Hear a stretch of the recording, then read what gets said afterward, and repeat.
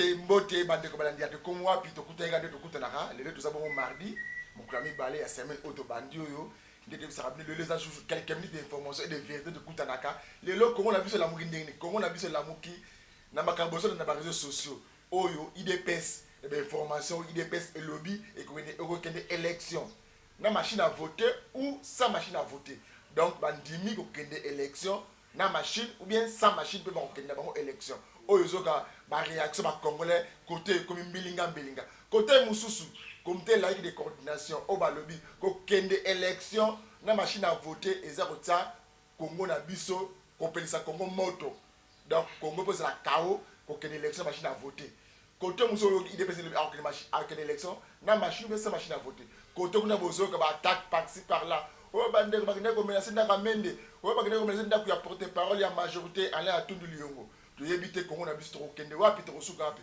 côté kuna na Kowet bande ko na biso ya basi o ba kendaka pona ko sala misala bazo maltraiter bango pasi ba congolais le to comme on dirait to peuple moko na yebite to ko pesa biso komboni net bande ko ya ba Ethiopie na kata Congo biso pe to comme na comportement na mboka bande ko mususu to comme maltraiter dans ba pays mususu donc tous les battre Congo na biso tous ça diriger et puis bande ko ba lingi Congo tout ça diriger bande ko ba lingi Congo te bona na mwana mboka décoloniser après ça pour développer na ba quelques sujets au de tout côté. Oui, mbote Didier Kiku, mbote na bino pe balandi nyoso ya tokomi wapi tokutana ka seboye atako mitema pasi par rapport ya situation mboka na biso et pendant ce temps ils a quand même na bato bako sepela bato ba komona que tout va bien, c'est le moment de se réjouir. Mes compassions encore une fois de plus na bandeko bazana ba pisika mabe bandeko nangao bazana Kowet. Ce n'est que hier que j'ai appris que Souza oyo azalaka ko benga benganga akoma na Kisasa atako benga histoire ya dit le prêt. Mais toko zwaka basango ya bandeko na biso bana Kowet ndenge bako souffrir ndenge bako mona pasi ndeko mwasi moko abeninga ya kolela ndenge na bisa kibino. Heureusement ngai na luki nazaka na numéro ya Emmanuel Ilunga, ministre ya ba Congolais de l'étranger, et chaque fois que je fais un truc natinde la kena WhatsApp par rapport à ba dossier oyo pona muto aloba te ka yeba kité na ba numéro de contact ya ba Congolais. C'est ce que je fais avec Souza otoyoki kazonga na ye toyoki kazonga na ye mais dossier bande konangai toyoki lobby Didier Kiku yebisa kibino makambu ya attaque na buto et pas Tundu. La même nuit attaque et pas Lambert Mende. Selon Lambert Mende yemoko babwakati ba grenade et raté nanda kunaye keko koye pas voisin. Mais après si précision par rapport à batunenge bayaki keche bayaki nango ba moto balobi bazui plaque d'immatriculation. Qu'est-ce qui s'est passé réellement? Est-ce que ça batak ndenge tozali kokanisa? Est-ce que zaka keloko moko boye? Mais nini esali que to considérer ndenge nini? Attaque pas Tundu, attaque pas Mende. Au porte-parole ya MP, au porte-parole ya gouvernement. Est-ce que to kanisa ke ba komi ko cibler batu na bango? Si oui, et pas banani ba koti ko cibler.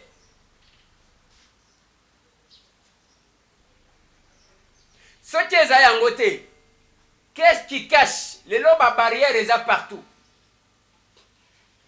Bamituka soki otali la police est disposition nenga tie bamituka ya maya moto partout na ba Carrefour. Bafui wana bakosala. Qu'est-ce que les services ont soupçonné? Tu veux éviter à partir il y a 17h, ba barrière est partout. bako fouiller batou. Mais du coup, tu dis que bako attaquer pas Mende, pas Atundu. Qu'est-ce qui se passe? Mais ce qui est une attaque normale. Mais bino bolobi que balingi bino pas peuple congolais mobimba. Peuple congolais mobimba za mutu a FCC nenge bokoloba. Hein? Siko nani akwatake nani pona kozwa nini? Ça pose problème. Bote na bande konanga tout. Baza disséminé à travers le monde. De konanga JFM service. De konanga John Connection yango bokomona bateni otolamuki nango. John Connection a sanzi lisusu. Tozui moi koli ya kabakatao. Ba moi polo, moi chemise, moi banderole, moi affiche. Merci na yo ndeko nanga John Connection. Po bande kwebele, ba msusu bazolo ba Eliezer akeko postile. Akozwa mbongo ya kosala campagne wapi? Mais na kozwa mbongo ya kosala campagne ba kwa accompagner par mes frères. Moko abenyinga lobby aux États-Unis, non na Allemagne. Alobi ndeko Eliezer lobby nazo tindela yo $1000. Osomba ta moi polo misato tomine. Et notre campagne on la fera comme ça. Maboko na biso za polele o ba kosunga biso ya muke ya munene toko sangisa muke to sala etumba oyo. Ce que je considère comme la continuité de notre combat. Nalingi na lobela mo muke bande konanga avant que na pesa mbote na ndeko nanga James leki nanga o azana Afrique du Sud nazolo banabino koluwe ndako koluwe mutuka benga na ba numéro o ba kotiela kayo. Sinon ba ko escroquer yo ndeko yeba bololo ya Afrique du Sud. Place ndeko na ya zali surtout ya sérieux il faut kozala na ye. Yango pe na lobana batu okena Dubai lukaka dima. Na Dubai lukaka dima. Sinon ba ko rouler yo okolela. Mususu akenda kuna abungisa porte-monnaie. Et comme à Kinshasa basa la cotisation. Merci na bande konanga tout. O ba réagir pona mwana oyo awutaki isiro. Ndeko nanga Pierrette na leki na agence te kozwa mbongo tindaki. Ce qui na zui, je vais dire aux gens, ndeko moko pa lekaki atindaki ndeko moko atindaki ndeko na bureau na biso kotika $50. Alobi na $50 wana tozwa 30 to pesa mwana wana utaki isiro 20 to kende ko pesa mwana oyo azikaka likambo aside tokoluka ye pour que tokende tokoluka ndenge nini yake mbongo wana ekomela bango nyonso tu. Nazali kozonga siko na débat oyo ekoleka na réseaux sociaux. Lobi soki tosalaki déplacement en dépit ya makambu tozana ngo ya bandeko na biso bako kufa na Beni. Bandeko na biso bako kufa lokola bataba. Ata taba bayoka kamawa lokola ba PC. Tokitaki tokendaki pa James na mwasi na ye. C'est parce que toboya makambu ya information lokuta tibo kozonga na mulongo. Ola mujika kaboy ou inventé. Ola mujika kaboy ou inventé. Denge toko yoka aw. Félix a eu $3 millions.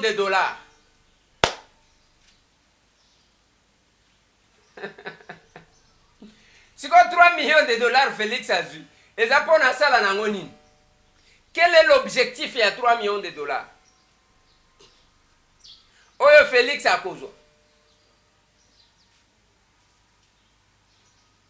Quelque part là, et sengaka pe to pesa ka ba moi précision. Certainement qu'il y a une incompréhension entre l'UDPS na ba parti mususu ya opposition. Ce que moi je n'ai pas aimé, et ça comme un débat ya ba stratégie na bino sur la place publique. Na landi Augustin ba komi na radio Kapi ba sala émission na ba sele ya ya UNC basalaka ba débat même makambo yango bokenda kosolola na secret. Lelo bandeko na nga awa na FCC tension eza makasi na FCC bobosani yango ekomi Finga Félix, Finga Katumbi, Finga Félix, Finga Katumbi, Finga Félix, Finga Katumbi. C'est tout ce qui se fait sur les réseaux sociaux. Na FCC Basile Olongo Pongo, membre ya FCC, mwana ya Loja, akei na Loja bitumba, babeti batuna ye, bazonja atoyambi une émission. Courant ekolekate entre ye, Basile, na Lambert Mende, na Jean-Charles Okoto, bango wana bakoswana ke pikuna ezako betama. Ça ne vous préoccupe pas. Ezaka Félix asali, Katumbi asali. À qui profite makambu nyoso? C'est que nous, c'est que nous n'avons pas aimé. Ezani. Tant on a landé Jean-Marc Kabound, secrétaire général, il y a eu de pèse. Na top Congo. Alors, que problème est la machine à voter, problème est ailleurs. Non, Jean-Marc. Nous avons des vidéos et des émissions. Il y a beaucoup de machines à voter. Et qu'on ait une démarche, et ça qu'on est en contradiction avec l'église catholique, le CLC. Oh, bah, qu'on sensibilise contre la machine à voter dans des églises. UDPS, certes, c'est un grand parti politique. Mais la majorité des membres de l'UDPS sont les adeptes de l'église catholique. L'église catholique qui fait les démarches contre la machine à voter. Mais elle a kobi maloko la soki ndenge nini wana ndete.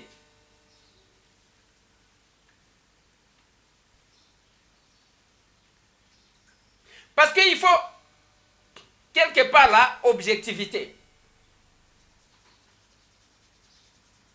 Machine à voter, il y avait deux conditions soulevées par l'opposition. Machine à voter, fichier corrompu. Troisième, ils ont libéré les prisonniers politiques. Bazan exil Bazonga. C'est parmi les revendications majeures de l'opposition depuis plusieurs années. Ah, on a qui ça? Nzembo Yangoa. Respect et accord à Saint-Sylvestre. Parce que l'accord ne prévoit pas la machine à voter, c'est parmi les revendications. Parce que le fichier est corrompu, Bakouti, fantôme Nakat. C'était aussi ça la revendication. Et aussi, qu'on libérait les prisonniers politiques et je pense que c'est objectif. Mais le quoi dans tout ça, on ne peut pas parler de la candidature commune pendant que Bozo Kanate d'abord Nabilo kwa Mike. Mais yango na lobaki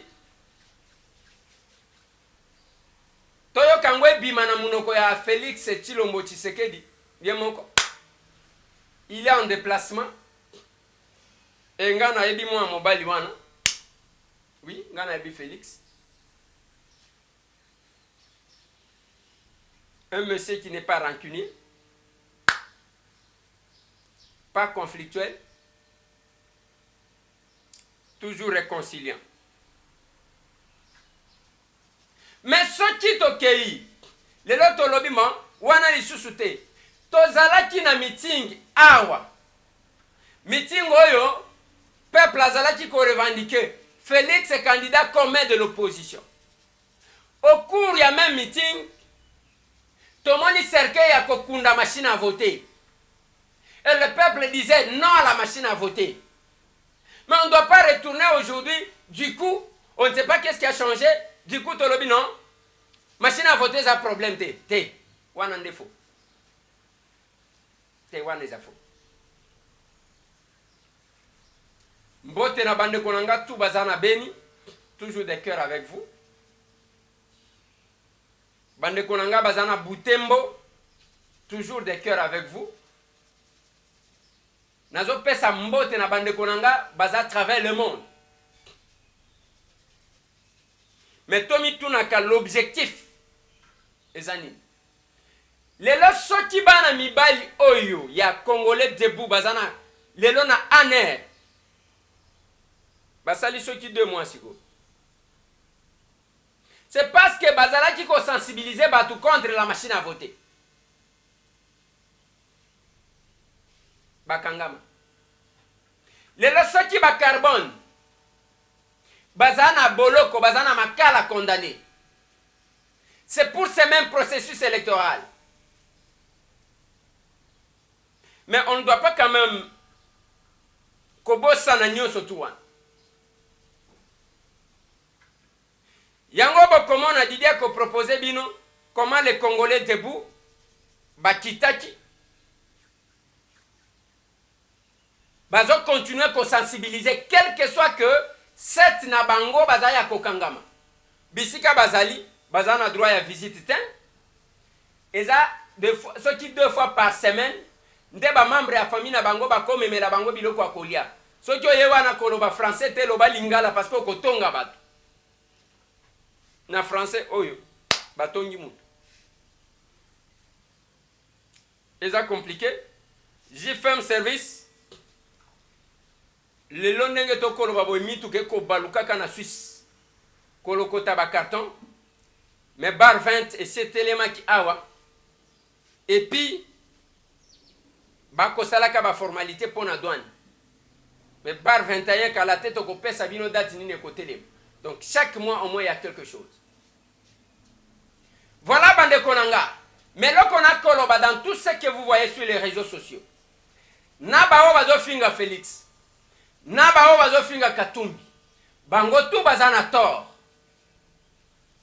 Parce que ça profite à qui? Marche ça les 26. Les loto les 23. Les 26 marche de l'opposition. Pour dire non à la machine à voter. Et l'église catholique est en train de sensibiliser les gens pour ça. Mais batu ya FCC balobi bango bakosa la meeting le 27.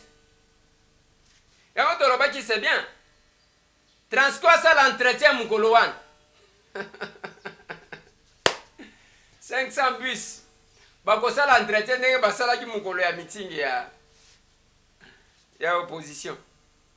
Sko bazo tuna bango bozo c'est la batu combien?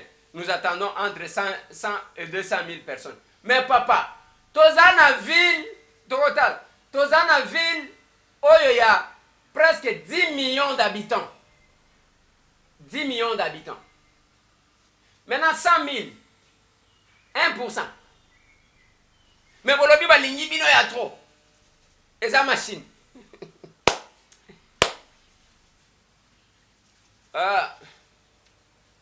Nazo compatir na bande kwa palu o batikali bazana parti te pamba te Ramazani azana chance makasi na vie na ye. Pendant que bato bazala ki kozela bato mususu ya bimi dauphin. Pendant que palu azo kanisa ke patriarche akotike la bango dauphin descendant moko boye. Ramazani dauphin. Dauphin ya Gizenga, dauphin ya Kabila. Donc, Palou et kose diloué. Mukolo patriarche a beaucoup. Et kose diloué na kati a PPRD. Parce que c'est ça la volonté. Voilà Didier Kikou. Na bandi ngaina kendenan kosala musala. Merci Nabino tout. Bandeko bobengaki bengaki. Pona ko sunga lekiwana. Merci naba oyo boyoke la kabiso. Wayambo. Okechu wayambo. Petit oyo abetaka miziko lobaka après le 25 août. Ngana kotanga ka. Pona isaka yeke bokechu wayambo akosunga yo. Peuple mokonzi. Et puis, nekoraka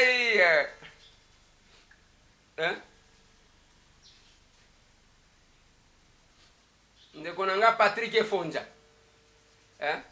Siko oyo nga nazomona na Facebook yake.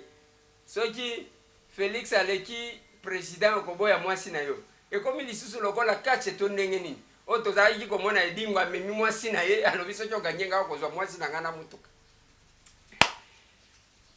Je pense que tous ceux qui ont besoin du changement feront tout pour que Batoubaza la unie. Quelle que soit ma divergence de vie. Voilà ce que nous sommes en train de faire. Baka Afrique du Sud, Baka Boykuna Toyoki, tantôt au caméra boycotté au Afrique du Sud, tantôt. Donc, on ne sait pas qu'est-ce qui se passe, qu'est-ce qui va se passer. Mais Boyoki là quand même, Congolais Wanama. Didier Kikou, merci. Ok, merci mingi ba de ba de comme bo tu na bongo ndenge ndeko liese a wuti ko développer quelque chose pas de sur ko pesa bino po na wala nende ko sala baki biso awa na Congo awa biso na to komo wapi to lo bara toujours bande ko basangana bo opposant opposition nyos en général ndenge même boyoki na Afrique du Sud wana bo sangana bo sala ba moko po mboka na biso ke ne liboso po na wana comme bande ko koto ba biso élection machine à voter ou bien sa machine à voter bon na bandeko ya debout Congo ba Congolais debout ndenge bazaki bona satengana ba sensibiliser batu mage bandeko na bango musu bazana ya kokangama mais bazo kuto tu ko sensibiliser batu pour la machine contre machine à voter bon la ndenge bandeko ba kine ko signer pétition bongo na satenganda contre machine à voter boto la nombre batu bazaki place là oyo ba boyi machine à voter bon la ndako kebi nyeso Congolais tellement alors bakanisaki tokokima bakanisaki toko palangana bakanisaki bendake pona biso esili mais au contraire tant basali bongo balendisi biso susu makasi parce que Congo oyo eza ya biso nyonso tokobanga mutu te toza batu ya mobulu te toza batu ya kofinga te kati toza bakongolais tosi totelemi pona bomoto na biso pe bandeko na biso bakosila kaka kobima mokolo eza tokozala na bango esika oyo po tokolonga le peuple gagne toujours.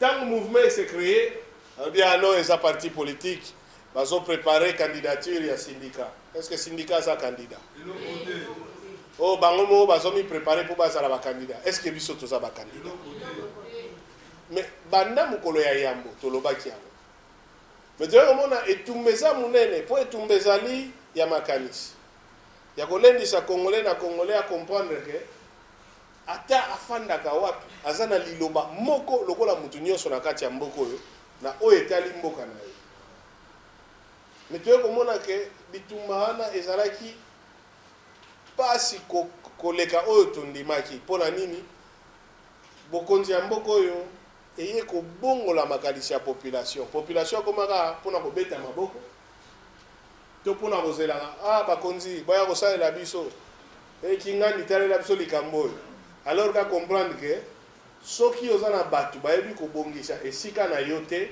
c'est que baza indigne ya kozala bakonzi na yo e kozana droit ya kosenga bakende poso kozwi mutu alambela yo na cuisine lelo azikisi basani lobi atumbi biloko lobi wana apanzi ba verre okofuta yete et puis okobengana ye soki en plus ayibi mbongo okangisi ye po eza droit na yo eza pe ndenge moko na oyo etali kokamba mboka mutu moko te abotamaka na Congo na berceau na ye to ezala kwa bilanga na ye to ya papa na bango ya famille na bango eza te Congo eza ya biso nyonso tozalaka na voix moko mokolo élection eza na mutu moko te aza na deux voix yo eza na voix moko pourquoi yango na eza preuve que toza biso nyonso tout à égalité eza na batu moko te baza plus congolais que yo donc musala nde biso ba congolais debout tozwaki ya kosala ko éveiller conscience civique ya yo nanga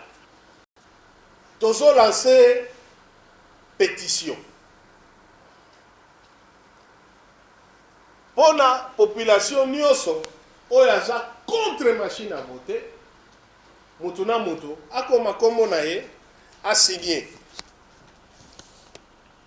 toko sangisa ngo nyonso pe toko lakisa na mokili mobimba ke biso ba congolais toboyi machine à voter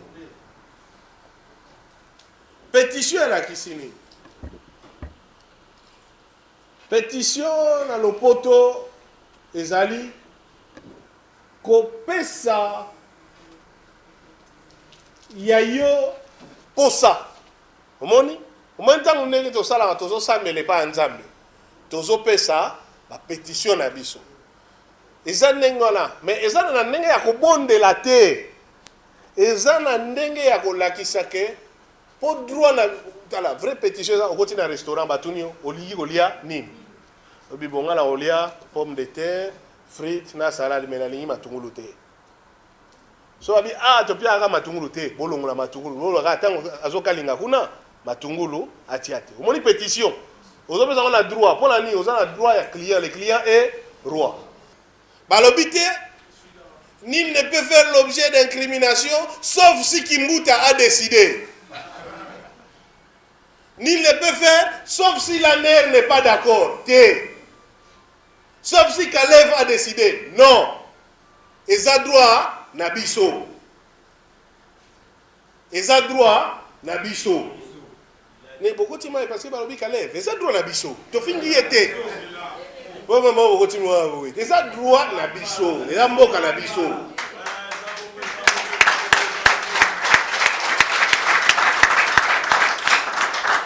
Est-ce que tu sangani ya poto lito teka mboka? Tu sangani ya poto lito so minduki? Est-ce que les kamto solo ba biso mtoko maki yango? Sio li kamuni. Mutu asinyaki yao. Oyo apro. Ngam na sinyaki? Syndicat ta sinyaki? Nanya sinyaki? Bueno, bo sio li kamuzani. Bo bete na bande ngola biso.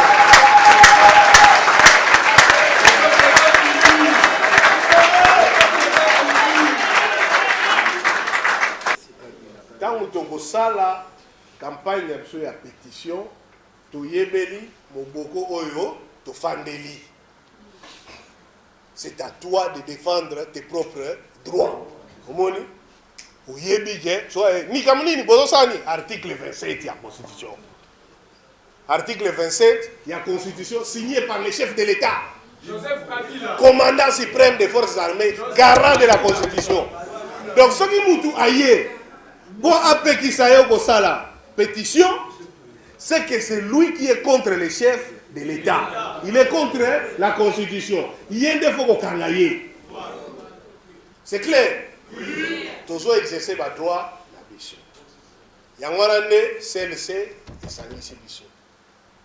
Bisoton va congolais debout, toujours initiative. Trobini, tout ça. Photos ou journée, mon honnêteté à l'élo. Tout bien ça. Le chef de cellule Nabiso, Nyoso. Le communicateur Nabiso, Nyoso. Le superviseur Nabiso. Devant les médias, nous avons une négociation à la province. Premier exercice, Biso tout signé. Nous avons signé qui jour à CLC, donc nous avons signé 2 fois. Nous avons signé qui jour à CLC, mais on a signé, a signé. Mais il faut à la majeure. Il faut à la majeure. De toute façon, pour les Congolais, il faut à la majeure. Donc, il faut à la majeure. Peuple congolais, ceux qui va salir pétition, à condition basala 100 000. Donc, vous comprenez le pouvoir de la pétition. Que pétition, ceux qui 100 000, qui même modifier la constitution. Si il faut atteindre 100 000 Congolais pour la machine à voter. Vous comprenez? Pourquoi Bissoto Boy machine? Ce n'est pas prévu par la loi électorale. La machine à voter, c'est un des éléments, il y a vote électronique. Or, vote électronique est petit sami na élection. Article 237, terre et la loi électorale. Donc, c'est le Komogo. Tozos boy yango te po to lingi bilongi mususu te. Non. To boy yango po mobeko et boy yango. Yango na po babe ke za vote électronique. Ba su courage te ba bengi yango machine à voter. Si mayebo na suka konne ina nga komo lo ba oui, eza ordinateur quand même. Imprimante eza un écran tactile. Ata bo mona ba tu basoba. Ozomona. Donc to boy yango te po to za ba fanatique. To boy yango te po to zo soutenir mutu. To boyi yango po mobeko et boyi yango. Et biso ba congolais toza na droit ya ko résister na eloko oyo mobeko et pekisi. To boyi machine à voter pour l'année. Pour même batu bango moko ba bengisa ki ba anglais. Ba ko sala expertise. Ba sala ki rapport na salle ya nani reine de paix. Ba anglais balobi en l'état donc na ndenge eza lelo machine wana eza vulnérable et tout et fungoli nzela na ba accès extérieur pour ba modifier ba denu ba donner nango donc ba résultat nyonso eza wana ezopesa garantie moko te ke mutu libanda na wifi akokotisa eloko mususu. Donc autrement dit garantie que résultat ou reflet ya vote ndenge esalami na bureau de vote ekobima na kati ya machine ndenge bosalaki ezali te. Alors tina ni ya kovote kovote ezaka te kokenda kotili nani bulletin ou bien na fini na bouton kovote ezaka voix na ngai même soki na poli mais ezala yanga eloko mosusu mpe balobi garantie moko te ezali ke ndenge mutu oyo bokoede po toyebi ke nombre ya bato oyo bakokende koutilize yango nani bautilize même tablette te. Donc mutu tu akokoloba na ye ke non nga na ye naye kovote koedima imputu bakomiseli ye ebale mondial akoyeba te. Donc eyene eloko moko or vote ezalaka secret na poni mutu nanga boyebi te nani mutu na mutu eza libre ya voter mutu alingi mais esalama na ndenge ya aliment na ndenge ya polele. Voilà pourquoi toboyi machine à voter eloko mosusu mpe toboyeli machine à voter marché oyo esalami na libanda ya mibeko baprix oyo bapesa eza yango te. Donc c'est que salami likambo ya kaniaka eleki na ndenge moko ya mabe ekobotela kaka mabe po esi ekotisi mabe. Voilà. Et d'abord aller na mayanga ni alelo pona to lancer officiellement na lingoma na biso ba Congolais debout ya Kinshasa pe ba o ba uti na ba province pona ko kabolana ya bango pétition to likanisi ya pétition utaki na comité laïque de coordination et sengi to lakisa ke biso peuple congolais et belé mingi to lingi machine wana te to lingi yango te pona nini po machine wana na mikolo ya lelo to yebi déjà que mobeko eza kosalisa maponami et pekisa ki vote électronique or machine à voter ezali eloko penza oyo eza électronique mpona kosala vote kala mingi te moko corneille nanga ye kondima ke eloko azali kobenga imprimante sokade eza ordinateur donc tozaka kokoba na ndenge tolobaki lokuta mingi ezalaki na ebandeli mpona yango toboyi mpe machine kaka bango moko bato aseni babengisaki bamindele oyo bautaki na Grande-Bretagne mindele wana balobaki machine na ndenge eza lelo ezali penza kofungola nzela na bato kutu oyo balandi ata vote te na libanda babebisa makambo oyo eza na kati bakotisa bakombo mosusu to babimisa oyo kutu toponaki te machine wana mpe ndenge ezali toyebi ke na bamboka to bisika nyonso bato nyonso bayebi kosimba ordinateur te bayebi teknologie te bakosenga mutu moko aya kosunga ye mpo avote or mutu soki aya kosunga yo mpo avote akoyebi mpe kokotisa kombo mosusu oyo yo oponaki te okoyeba mpe kolandela yango te mpe eza kobebisa likambo oyo vote ezalaka na sekele machine eza kaka na bankokoso ebele oyo elingi kobebisa ndenge tomesanaka kolandela deja tokomaki kokolisa mayele mpona kobebisa tricherie to bulu yeke na ndenge baélection ezosala kasi na lelo tosangisaki bakongolais debout nyonso mpo mpe toyebi ke mobeko likanisi to constitution epesi biso ndikisa wana na article nango 27 mpona kosangana yo moko to na bato mpona kokoma oyo babengi pétition mpona koyebisa oyo yo likanisi to yo bosengi ezali nini na mai oyo etali ndenge mboka ekendaka mpe mobeko likonzi elobi moto oyo aza kosala pétition bokoki ata soki moke te kokanga ye konyokola ye to kolukela ye likambo mpo likambo wana esengami na constitution mpe tolobi lisusu kaka na mobeko likonzi na article nango 218 epesi mwa ndingisa na mwa groupe 100 000 congolais bakoki même komodifie constitution defi biso tozwi bakongolais debout tosangana tobunda tokende na bandako bisika nyonso na bawenze na baeglize bitando nyonso tosenga na population tokoka 100 000 totindela yango comité laïque de coordination toloba tala lisanga ya bato oyo batelemi penza soki bazali na ndingisa ya bongo la constitution po bakoki 100 000 boni bakoki lelo koloba te ke to boyi machine à voter na yango to kolongola na bato oyo mosusu bakoma koleka na ba TV na ba radio koloba oh bino boza koloba peuple ngo alobaki wapi kalingi machine à voter te to kozolakisa bino peuple aboyi machine à voter toza kotelema donc likambo mosusu eza ya koloba te eza tozongela bisika tozalaki tokotia oyo na lopoto babengi ligne de démarcation to kotia ndelo na baye balingi machine na baye balingi machine te ne na Biblia ya Josué alobaki jugez vous-même choisissez qui vous voulez servir bino moko bokanisa bolingi siko bosalela nani moi et ma maison nous servirons l'Éternel ngai na oya ngai famille tokosalela kolonzame na ndenge mo peso tobi jugez vous-même choisissez qui vous voulez servir. Bolingi machine à voter, to bolingi machine à voter te. Biso ba Congolais debout, na ba Congolais to kolanda to boyi machine à voter. Oui, bande ko balanda to ko mutu kolanda bongo maître Hervé na délégation nyo sunne ba zikla 750. Oyo ba yo signer pétition contre machine à voter. Marche ou bien marche PD, marche contre machine à voter, ça le 26 août. Na makambo zo kende mbilinga mbilinga na Congo na biso suka wapi.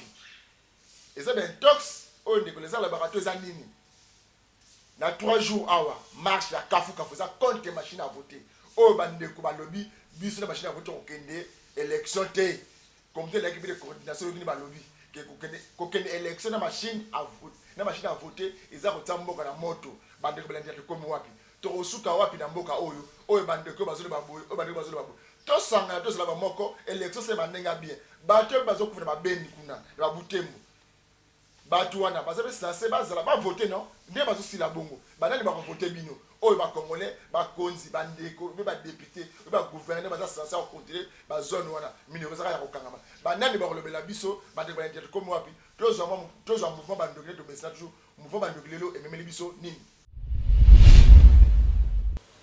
Merci na solution Congo obabenga mwana kolo lupango ndeko Eliezer tongo elamu lelo ka ndenge boyebi ndenge tozalela kaya lekaka liboso après mouvement bandoki na sima eloko lelo o esali baisse na kati internet unité ya opposition eza kobangisa gouvernement en place na ndenge nini tolali tolamuki makambo ezebele ya kolobela soko tali ozoyoka keno na kamako ndenge bato bazokufa mpo na nzala babengani bango na Angola bazongi na mboka na bango moko me mpo na nzala bazokufa olie gouvernement en place soki totali premier ministre aza kasaye masa congolais mais eloko nini ezangi keno ye moto aza moto aodirige gouvernement asalela meme ata bato wa ndeko wana eloko moko mais eloko eza te unité ya opposition eza cuisine interne oyo peuple congolais nde il faut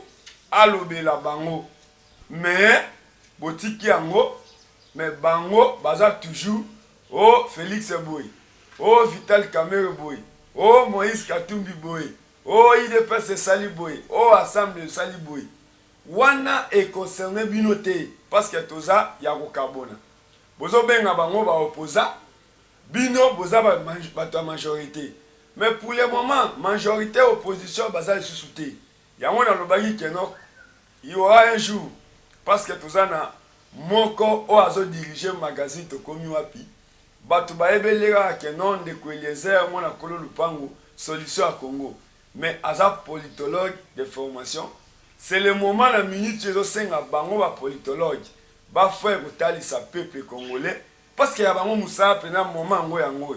Tout ça na besoin que yo jeunesse ya PPRD to yo ministre aux na PPRD to soutenir pouvoir à place au critiquer Félix to au critiquer Martin Fayoul même les lots opposition comme IDPS balobi que to koya na marche ti to bandimi machine à voter et concerné binota to mona arrivé à Jean-Pierre Mbemba aw basala même cortège à lokuta ya koloba que non Jean-Pierre Mbemba déjà à l'équipe. Mais tu as reçu du caboye, dans le salon VIP, Jean-Pierre Mbemba fandi naï. Wana tout et ça sonne. Les lots opposition va se retrouver dans l'Afrique du Sud. Même étant on marche le salon le 26, est-ce que vous avez la caméra? Oyo boko faire au Kabola biso que non? Il dépêche ça za kotoyo, MSC za kotoyo, et ça sonne.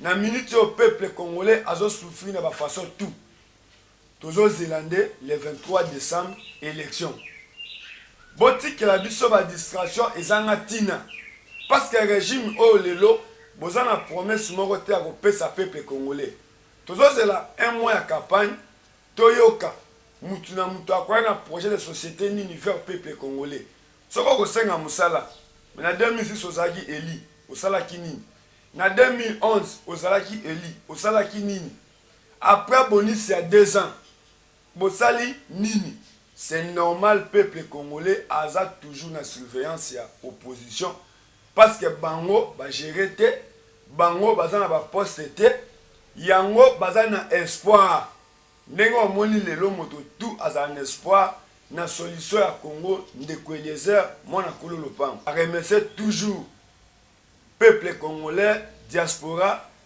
toza toujours soudé tolanda bato wana bazofinga te tozala objectif moko le 23 décembre alternance na mboka na biso. Merci na balandi nyonso ya mouvement ya banduki.